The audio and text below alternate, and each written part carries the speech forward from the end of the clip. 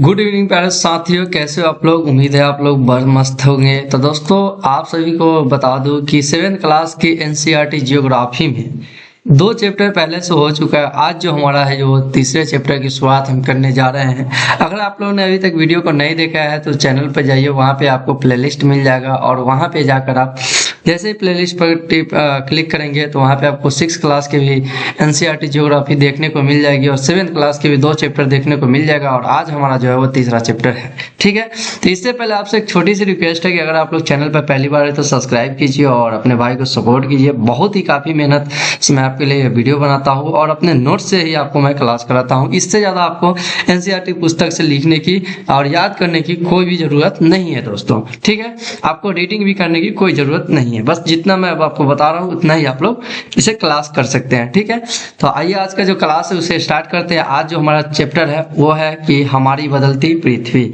आज हमारे चैप्टर का नाम क्या है, तो हमारी बदलती पृथ्वी। अब देखेंगे कि स्थल मंडल अनेक प्लेटों में विभाजित है जिन्हें स्थल मंडलीय प्लेट कहते हैं। ठीक है, यहाँ से आप स्थल मंडलीय प्लेट के परिभाषा को देख सकते हैं कि स्थल मंडल अनेक प्लेटों में विभाजित है जिसे स्थल मंडलीय प्लेट कहते हैं। अगर आप लोगों को लगे कि वीडियो बहुत स्लो है तो आप लोग स्पीड बढ़ाकर देख सकते हो। ठीक है, अब देखते हैं कि प्लेट हमेशा धीमी गति से चारों तरफ घूमती रहती है। मतलब पृथ्वी के अंदर जो अति स्थल प्लेट है वो और जिसे टेक्टोनिक प्लेट कहते हैं वो धीमी गति से चारों ओर घूमती रहती है। पृथ्वी के अंदर पिघले हुए मैग्मा में होने वाली गति के कारण ऐसा होता है। यानी आपसे पूछा जाए कि स्थलमंडलीय प्लेट क्यों गति करती है, तो वो किस लिए करती है, पृथ्वी के अंदर पिघले हुए मैग्मा में होने वाली गति के कारण ऐसा होता है। प्लेटों की इस गति के कारण पृथ्वी की सतह पर क्या है, परिवर्तन होता है। मतलब पृथ्वी की सतह पर किसी प्रकार की परिवर्तन होता है, जैसे कहीं पे आप देख सकते हैं पर्वत का निर्माण हुआ है, कहीं पहाड़ है, कहीं मैदान है। ये सब किस लिए है, तो ये सब जो परिवर्तन आपको देखने को मिलता है पृथ्वी की प्लेटों की इस गति के कारण ही देखने को मिलता है। ठीक है, अब देखेंगे कि जो बल पृथ्वी के आंतरिक भाग में घटित होता है उन्हें आंतर्जनिक बल कहते हैं, जिसे एंडोजेनिक फोर्स भी कहा जाता है। ठीक है, अब देखेंगे कि जो बल पृथ्वी की सतह पर उत्पन्न होता है उन्हें क्या कहते हैं, तो उन्हें बहिर्जनित बल कहते हैं, जिसे एक्सोजेनिक फोर्स भी कहा जाता है। अब यहाँ पे देखेंगे कि पृथ्वी की गतियां के बारे में दिया गया है डायग्राम के माध्यम से, तो इसे आप लोग समझेंगे। पहले पृथ्वी की गति दिया गया है। ठीक है, अब यहाँ पे 2 बल दिया गया है, एक अंतर्जनित बल और एक क्या है, तो एक जो है वो बहिर्जनित बल दिया गया है। अंतर्जनित बल में क्या है, तो आकस्मिक बल एक होता है और एक होता है पटल विरूपण बल। पटल विरूपण बल, आकस्मिक बल से क्या होता है, तो अंतर्जनिक बल जो है पृथ्वी के अंदर से उत्पन्न होता है और इसमें आकस्मिक बल और एक पटल विरूपण बल होता है। तो आकस्मिक बल में जो आपका है भूकंप आता है, ज्वालामुखी होता है, भूस्खलन, ये सब क्या है, ये सब आकस्मिक बल के कारण होता है।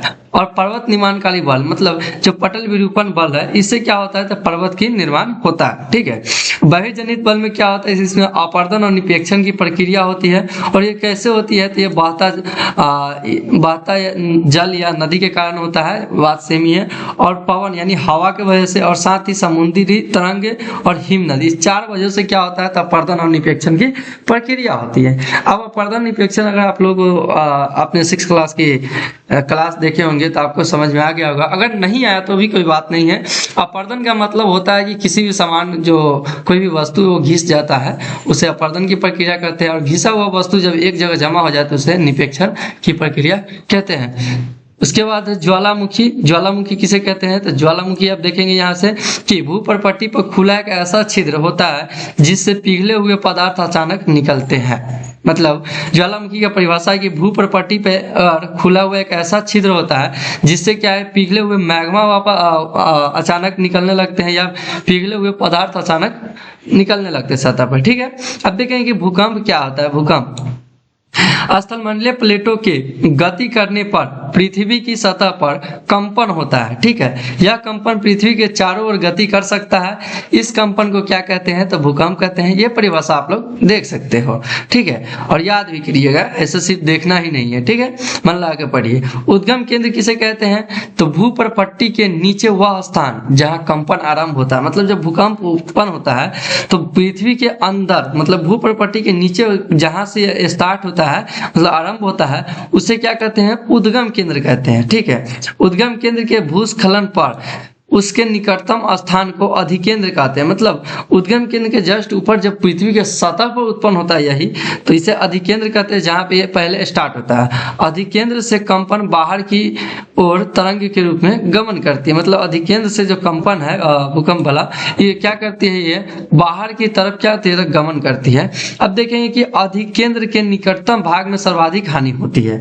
मतलब यहाँ पे साफ साफ लिखा गया है कि पृथ्वी के सतह पर जब ऊपर की तरफ जहाँ पे भूकंप का पहला बार उत्पन्न किया जाता है, मतलब नीचे उत्पन्न होता है, और उससे जस्ट ऊपर जो स्थान होता है अधिकेंद्र, उससे निकटतम जितने भी भाग है वहाँ पे सर्वाधिक हानि होती है। अब यहाँ पे दिया गया है कि भूकंपीय तरंगों को 3 प्रकार की होती है। मतलब भूकंपीय तरंग जो होती है वो 3 प्रकार की होती है। एक होता है कि पी तरंगे होती है, जिसे अनुदैर्ध्य तरंग कहते हैं, और एस तरंग होता है, इसे अनुप्रस्थ तरंग कहते हैं, और एल तरंग जो होता है इसे क्या कहते हैं, इसे पृष्ठीय तरंगे कहा जाता है। ठीक है, अब देखें कि भूकंप मापन यंत्र कौन है। भूकंप मापन यंत्र को भूकंप लेखी कहा जाता है, जिसको इंग्लिश में सिस्मोग्राफ भी कहा जाता है।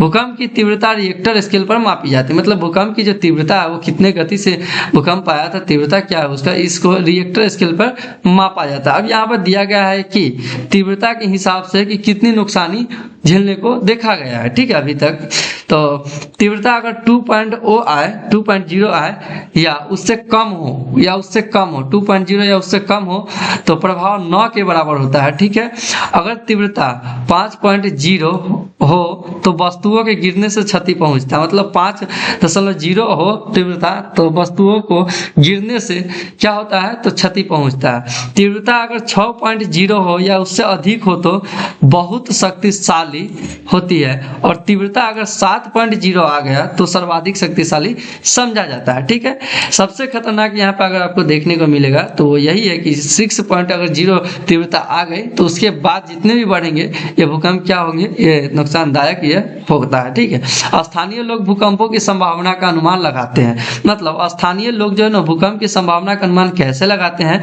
तो पहला जानवरों के व्यवहार का अध्ययन करके। मतलब जानवरों के व्यवहार का आप देखते हो कि जब भूकंप आता है तो कावा हुआ हो गया, पक्षी हो गए, ये सब आसमान में पहले उड़ने लगते हैं भूकंप आने से पहले।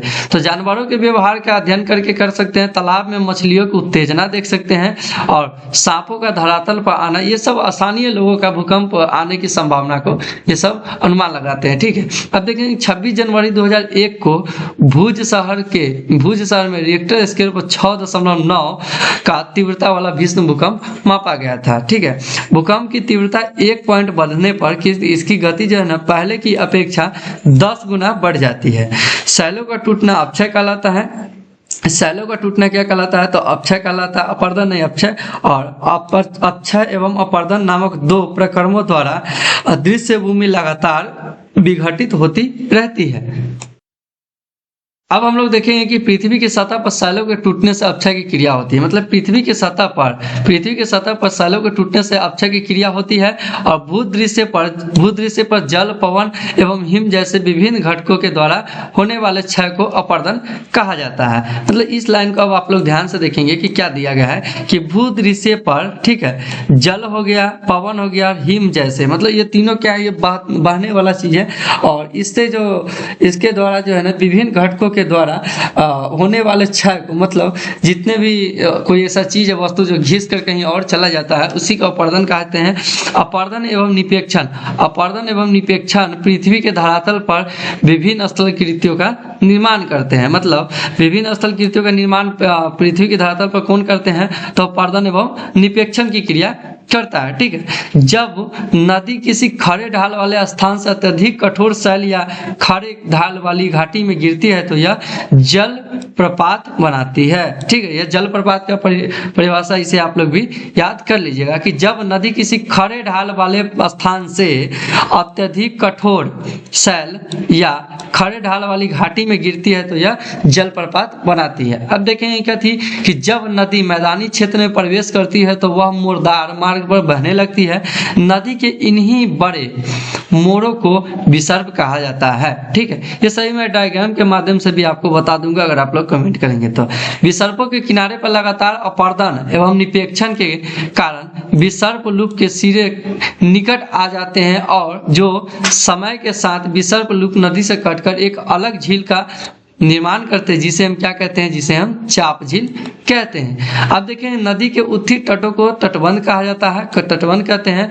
समुद्र तक पहुंचते पहुंचते नदी का प्रवाह धीमा हो जाता है तथा नदी अनेक धाराओं में विभाजित हो जाती है, जिसे हम लोग क्या कहते हैं, वितरिका कहते हैं। यह वितरिका का परिभाषा, यहाँ पे आपको सभी के सही परिभाषा देखने को मिल जाएगा। ठीक है, प्रत्येक वितरिका अपने मुहाने का निर्माण करती है। सभी मुहाने के अवसादों के संग्रह से डेल्टा का निर्माण होता है। यहाँ पे आप डेल्टा का परिभाषा देख सकते हैं। जैसा कि मैंने आपको बताया था कि आपको इससे ज्यादा आपको पढ़ने की जरूरत नहीं है, सभी के सभी जो पॉइंट है आपको यहाँ पे देखने को मिल जाएगा। प्रत्येक वितरिका अपने मुहाने पर, मतलब नदी जब जाती है समुद्र के पास तो वहाँ पर अनेक भागों में अनेक प्रकार से बहने लगती है खुल के, मतलब एक ही धारा में नहीं बहती है, अनेक धाराओं में बट जाती है। और वो जब धाराएं बहती है समुद्र में मिलती है तो अपने मुहानों पर जो अपने साथ जो अवसादे लाती है वो एकत्र कर देती है, जिससे क्या होता है, डेल्टा का निर्माण होता है। अब देखेंगे कि समुद्री तरंग लगातार सैलों से टकराती रहती है, जिससे द्वार विकसित होती है। समय के साथ यह बड़ी और चौड़ी होती जाती है। इसको समुद्री गुफा कहते हैं। मतलब यहाँ पे समुद्री गुफा का परिभाषा दिया गया है। समुद्री गुफा में लगातार अपरदन के कारण केवल छत बचती है, जिसे तटीय मेहराब कहते हैं। तटीय मेहराब कहते हैं, सब के सभी मैं आपको डायग्राम भी बता दूंगा अगर आप लोग कमेंट करेंगे तो। लगातार अपरदन छत को भी तोड़ देती है और केवल दीवार बचती है। दीवार जैसी इन आकृतियों को स्ट्रैक कहा जाता है, स्ट्रैक कहा जाता है। ठीक है, अब देखेंगे कि जल के ऊपर लगभग ऊर्ध्वाधर उठे हुए ऊंचे शैलीय तटों को क्या कहता है, समुद्री भृगु कहते हैं। अब देखेंगे, समुद्री तरंगे किनारों पर अवसाद जमा कर समुद्री पुलिन का निर्माण करती है। मतलब समुद्री तरंगे किनारों पर अवसाद जमा करती है, जिसे क्या करते हैं, जिससे समुद्री पुलिन का निर्माण होता है। ठीक है, अब देखेंगे हिमनद अथवा हिमानी बर्फ की नदियां होती है। ठीक है, बर्फ की नदियों को हिमनद या हिमानी कहते हैं।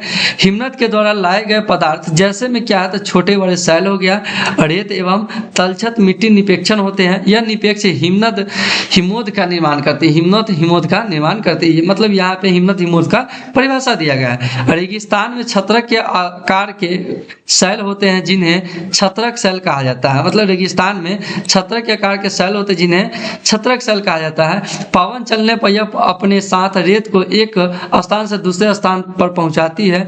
जब पवन का बहाव रुकता है तो यह रेत गिरकर छोटी पहाड़ी बनाती है, जिसे क्या कहते हैं, जिसे बालू टिब्बा कहा जाता है। अब देखेंगे कि जब बालू कण महीम है, जब बालू कण महीम एवं हल्के होते हैं तो वायु उनको उठाकर अत्यधिक दूर ले जाती है। जब ये बालू कण विस्तृत क्षेत्र में निपेक्षित हो जाते हैं तो इसे लोस कहा जाता है। और यहाँ पे नीचे जो लास्ट पॉइंट आपका दिया गया है, याद रखिएगा कि चीन में विशाल लोएस निपेक्ष पाए जाते हैं। तो दोस्तों, आज का जो हमारा 7th क्लास की एनसीईआरटी ज्योग्राफी का तीसरा चैप्टर था कि हमारी बदलती पृथ्वी, ये आज के इस क्लास में खत्म कर दिया गया है। और इसी के साथ जो अब अगला टॉपिक है वो अब स्टार्ट होगा। बाकी अगर आप लोगों ने अभी तक हमारे चैनल को सब्सक्राइब नहीं किया है तो सब्सक्राइब कीजिए, वीडियो को लाइक कीजिए और अपने दोस्तों के साथ शेयर करके हमें काफ़ी ज़्यादा सपोर्ट कीजिए, क्योंकि जिस हिसाब से व्यू जा रहा है, मैं लगता है कि ज़्यादा दिन ये एनसीईआरटी नहीं चल सकता है। तो आप लोग बस सपोर्ट कीजिए और प्रत्येक वीडियो पर काफ़ी ज़्यादा व्यूज लाइए, सपोर्ट कीजिए और शेयर कीजिए और सब्सक्राइब कीजिए। तो दोस्तों, अब आप मिलते हैं नेक्स्ट टॉपिक के साथ चौथे चैप्टर में। तब तक के लिए जय हिंद, वंदे मातरम। खूब मन लगा के पढ़िए।